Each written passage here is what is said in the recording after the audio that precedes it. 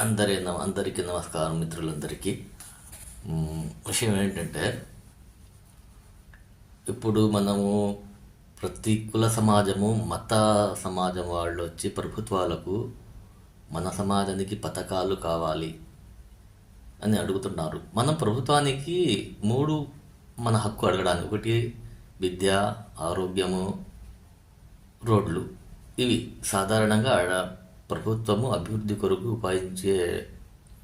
ఇచ్చే పథకాలు. కాకపోతే ఇప్పుడు మనము ఒక ప్రభుత్వం ఏర్పడిన తర్వాత ఆ ప్రభుత్వానికి మనము సంవత్సరం మన డబ్బులు ప్రభుత్వానికి మనం ఎంత కడుతున్నాము, మనం కట్టే పన్నులు ఏ పన్నులకు ఉపయోగిస్తున్నారు వాళ్ళు డబ్బులు, వాటి గురించి మనం దేనికి అడగడం లేదు.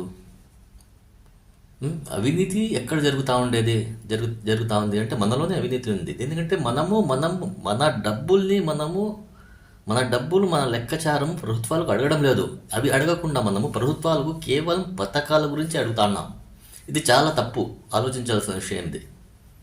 కాబట్టి ఇప్పటికైనా మనం ఆలోచించి మనం కట్టే పన్నుల గురించి, సంవత్సరం మనం కట్టాం పన్నులను, వాటి లెక్కచారము, ఆ డబ్బులు ఏ పన్నులకు వినియోగించినారు వీళ్ళు, వాటి గురించి ప్రజలు అడగాల. ఇది మన హక్కు, మన బాధ్యత కూడా. నమస్కారం.